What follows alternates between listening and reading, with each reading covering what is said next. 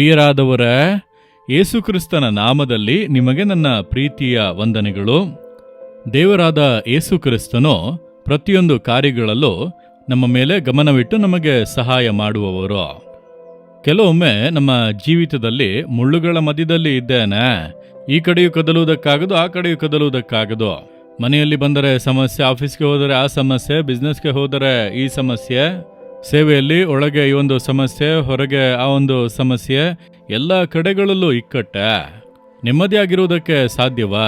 ಮುಳ್ಳುಗಳ ಮಧ್ಯೆ ಇರುವಂತೆ ಇದೆ, ಯಾವ ಕಡೆಯೂ ಕದಲುವುದಕ್ಕಾಗುತ್ತಿಲ್ಲ. ಆ ರೀತಿಯಾಗಿ ಹೇಳುತ್ತೀರಾ?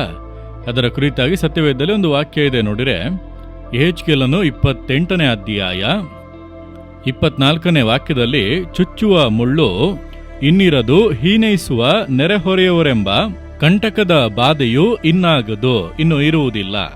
ಮುಳ್ಳು, ಚುಚ್ಚುವಂತ ಮುಳ್ಳು ಇದೆ ಅಲ್ಲ, ಅದು ಎಲ್ಲ ಕಡೆ ಚುಚ್ಚುತ್ತದೆ. ಮುಳ್ಳುಗಳ ಮಧ್ಯೆ ಇದ್ದರೆ ಕದಲುವುದಕ್ಕೆ ಆಗದು, ಚುಚ್ಚುತ್ತದಲ್ಲ.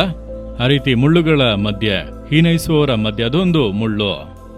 ಈ ಮುಳ್ಳು ಯಾವುದಕ್ಕೆ ಸೂಚನೆ ಗೊತ್ತಾ? ಶಾಪಕ್ಕೆ ಸೂಚನೆ. ದೇವರು ಮೊದಲು ಮನುಷ್ಯನನ್ನು ಉಂಟು ಮಾಡಿ ಮನುಷ್ಯರಿಗಾಗಿ ಎಲ್ಲವನ್ನು ಸೃಷ್ಟಿಸಿದಾಗ ಮುಳ್ಳುಗಳನ್ನು ಸೃಷ್ಟಿಸಲಿಲ್ಲ. ಒಳ್ಳೆ ಹಣ್ಣಿನ ಮರಗಳು, ಗಿಡಗಳು, ಜಲಪಾತಗಳು, ನದಿಗಳು, ಸುಂದರವಾದ ಬೆಟ್ಟ ಪ್ರದೇಶಗಳು, ಈ ರೀತಿಯ ದೇವರು ಉಂಟು ಮಾಡಿದರು. ಮೂಲಿಕೆಗಳು, ಈ ರೀತಿಯಾಗಿ ಬೈಬಲ್ನಲ್ಲಿ ಇದೆ. ಆದರೆ ದೇವರು ಮುಳ್ಳುಗಳನ್ನು ಉಂಟು ಮಾಡಲಿಲ್ಲ. ಆದರೆ ಮನುಷ್ಯನು ಪಾಪ ಮಾಡಿದ್ದರಿಂದ ಶಾಪ ಬಂದಿತ್ತು. ಆ ಶಾಪದ ನಿಮಿತ್ತವಾಗಿಯೇ ಮುಳ್ಳುಗಳು ಬೆಳೆದವು ಎಂಬುದಾಗಿ ವಾಕ್ಯದಲ್ಲಿ ನೋಡುತ್ತೇವೆ. ಆ ಮುಳ್ಳುಗಳು ಶಾಪವನ್ನು ಸೂಚಿಸುತ್ತವೆ. ಮುಳ್ಳುಗಳ ಮಧ್ಯದಲ್ಲಿ ಇರುವಂತೆ ನಾನು ಇದ್ದೇನೆ, ಎಲ್ಲ ಕಡೆಯೂ ಚುಚ್ಚುತ್ತಾ ಇದೆ, ಏನು ಜೀವನ ಎಂದು ಅಂದುಕೊಳ್ಳುತ್ತೀರಾ? ಒಂದು ರೀತಿಯ ಶಾಪ ನಿಮ್ಮ ಜೀವಿತವನ್ನು ಆವರಿಸಿರಬಹುದು. ಈ ಶಾಪಗಳಿಂದ ಬಿಡುಗಡೆ ಹೊಂದಲು ಯೇಸು ಕ್ರಿಸ್ತನು ಶಿಲುಬೆಯಲ್ಲಿ ತನ್ನ ರಕ್ತವನ್ನು ಸುರಿಸಿ ಶಾಪವಾದನು. ಅದಕ್ಕೆ ನೀವೊಂದು ಕಾರ್ಯವನ್ನು ಮಾಡಬೇಕು. ಇಲ್ಲಿ ನೋಡಿರಿ, ಈ ಒಂದು ವಾಕ್ಯ ಬರೆಯಲ್ಪಟ್ಟಿದೆ, ಪ್ರಧಾನ ಕಟ್ಟಲೆ ಎಂಬುದಾಗಿ ಆಜ್ಞೆಗಳು. ಹಳೆ ಒಡಂಬಡಿಕೆ ಕಾಲದಲ್ಲಿ ದೇವರು ಮೋಶೆಯ ಮೂಲಕವಾಗಿ ದಶಾಜ್ಞೆಗಳು ಎಂಬುದಾಗಿ ಇಸ್ರೇಲ್ ಜನರಿಗೆ ಪ್ರತ್ಯೇಕವಾಗಿ ಆಜ್ಞೆಗಳನ್ನು ಕೊಟ್ಟರು, ದಶಾಜ್ಞೆಗಳು.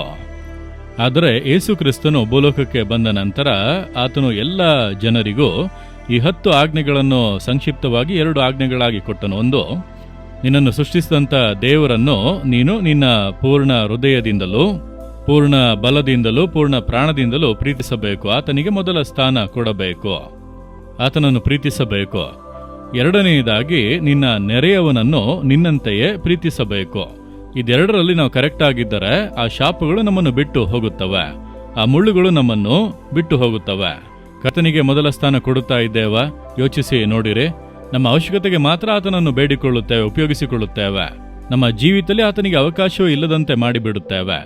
ಅಂದರೆ ಕರ್ತನನ್ನು ಪೂರ್ಣ ಹೃದಯದಿಂದ ಪ್ರೀತಿಸಬೇಕು. ನೀವೇ ನನಗೆ ಎಲ್ಲವೋ, ನೀವಿಲ್ಲದೆ ಏನೂ ಇಲ್ಲ ದೇವರೇ. ನನ್ನ ಬಿಸ್ನೆಸ್ನಲ್ಲಿ ನೀವಿರಬೇಕು, ನನ್ನ ಕುಟುಂಬದಲ್ಲಿ ನೀವಿರಬೇಕು, ಸೇವೆಯಲ್ಲಿ ನೀವಿರಬೇಕು, ಕೆಲಸದಲ್ಲಿ ನೀವಿರಬೇಕು, ನನ್ನ ಲೈಫ್ನಲ್ಲಿ ಎಲ್ಲದರಲ್ಲೂ ನೀವಿರಬೇಕು. ನಿಮಗೆ ಮೊದಲ ಸ್ಥಾನ. ನಾನು ನಿಮ್ಮನ್ನು ಬಹಳ ಪ್ರೀತಿಸುತ್ತೇನೆ. ಆ ಮೊದಲ ಪ್ರೀತಿಯನ್ನು ನೀವು ದೇವರಿಗೆ ಕೊಟ್ಟು ಆತನಿಗೆ ಮೊದಲ ಸ್ಥಾನವನ್ನು ಕೊಡಿರಿ, ಶಾಪದ ಕ್ರಿಯೆಗಳೆಲ್ಲ ನೀಗುತ್ತವೆ. ಎರಡನೆಯದಾಗಿ ಮನುಷ್ಯರನ್ನು ಪ್ರೀತಿಸಿರಿ, ನಿಮ್ಮಂತೆಯೇ ನಿಮ್ಮ ನೆರೆಯವರನ್ನು ಪ್ರೀತಿಸಿರಿ. ಇತರರನ್ನು ಪ್ರೀತಿಸಬೇಕು. ಯೇಸು ಹೇಳಿದಂಥ ಬಹಳ ಮುಖ್ಯವಾದಂಥ ಒಂದು ಆಜ್ಞೆ. ಯಾಕೆಂದರೆ ಮನುಷ್ಯರ ಮೂಲಕ ನಮ್ಮ ಜೀವಿತದಲ್ಲಿ ಶಾಪ ಬರುತ್ತದೆ. ನಿಮ್ಮ ಮೂಲಕ ಒಬ್ಬರು ಬಾಧಿಸಲ್ಪಟ್ಟರೆ ಅದರ ಮೂಲಕ ಶಾಪ ಬರುತ್ತದೆ. ಒಬ್ಬರನ್ನು ಕಣ್ಣೀರು ಸುರಿಸುವಂತೆ ನೀವು ಮಾಡಿದರೆ ಅದರ ಮೂಲಕ ಶಾಪದ ಬಾಧೆ ಬರುತ್ತದೆ.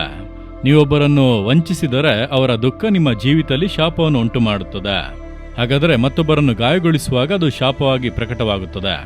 ಆದ್ದರಿಂದ ನೀವು ನಿಮ್ಮನ್ನು ಪ್ರೀತಿಸುವಂತೆ ಇತರರನ್ನು ಪ್ರೀತಿಸಲು ಆರಂಭಿಸಿ, ಆ ಶಾಪದ ಕ್ರಿಯೆಗಳು ನೀಗುತ್ತವೆ. ಹಾಗಾದರೆ ನೀವು ದೇವರ ಮೇಲೆ ಪ್ರೀತಿ, ಮನುಷ್ಯರ ಮೇಲೆ ಪ್ರೀತಿ ಉಳ್ಳವರಾಗಿರುವುದಕ್ಕೆ ಅರ್ಪಿಸಿಕೊಂಡರೆ ಆ ಶಾಪದ ಮುಳ್ಳುಗಳೆಲ್ಲ ನೀಗಿ ಇನ್ನು ಮುಂದೆ ಅದು ಇರುವುದಿಲ್ಲ.